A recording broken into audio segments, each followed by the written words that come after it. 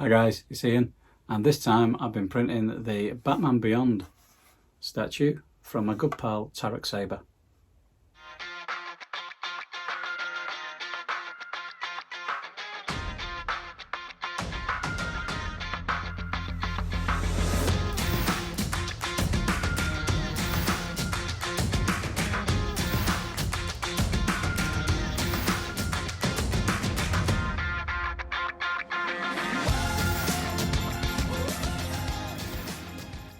So in chatting with Taregh, he mentioned that a lot of people struggle knowing how to slice and prepare for printing his statues.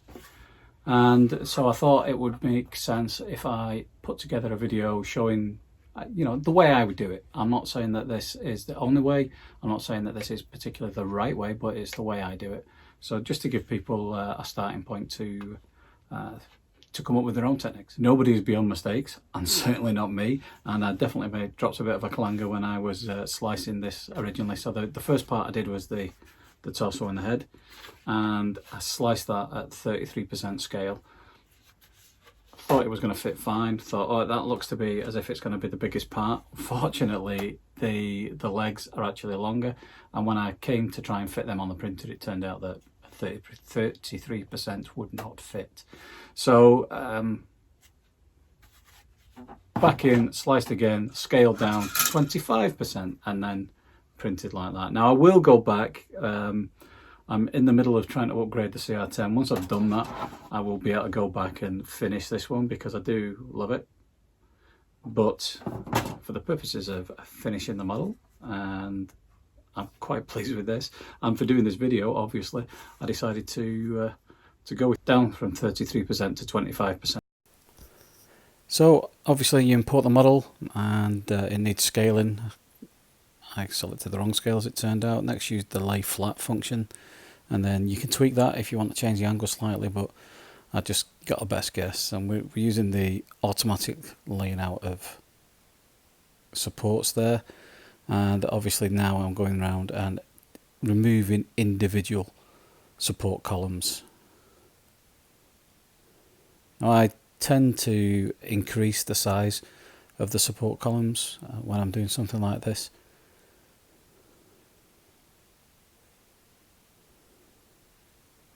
As you can see, I'm taking away a fair amount, and now I'm using the add function to just add some back in there to give exactly what I want from a support.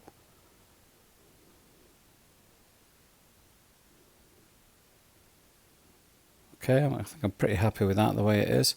So now we prepare it for printing, so we'll actually do the slicing. And you can see there that I've selected it so you can see the print itself and the supports all as separate colours. So as you can probably see there, I use Simplify 3D to slice that.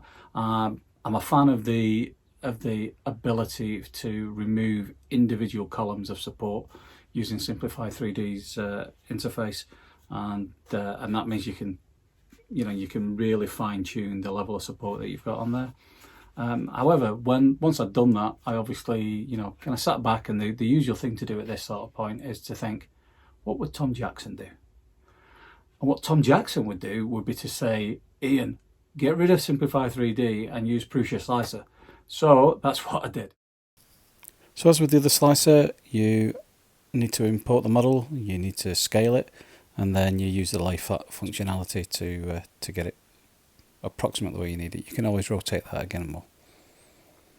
So now I'm adding a support enforcer. I'm using the box, which I can then scale to any size I want. So the way the enforcers work, when you select it so that you want support only where the support enforcers are, it does exactly that. So building those boxes there, and within those boxes, that is where the support will be.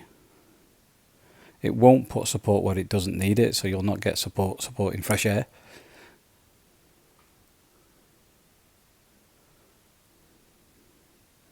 And the last box. So in this case, I'm just using the 4 boxes, one to support the chin, a couple for the keys for the arms, and then one right at the bottom.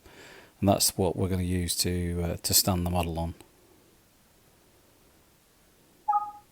make sure you select the option to only put supports where the supporting forces are, and then just check all your settings. I like to put a couple of layers of raft, just so that you can actually get a little bit more bed adhesion underneath where that support is. And there you see the sliced result. Obviously, once you've finished slicing, then it's time to head to the printer.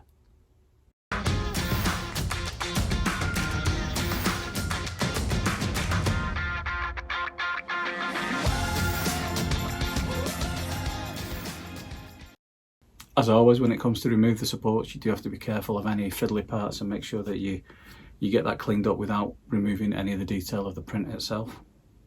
So if you've made it this far, thanks a lot for watching. I really do appreciate it. If you like the video, please give it a thumbs up. If you like this content overall, then please subscribe. So it just remains for me to once again say thanks a lot for watching, and I'll see you next time.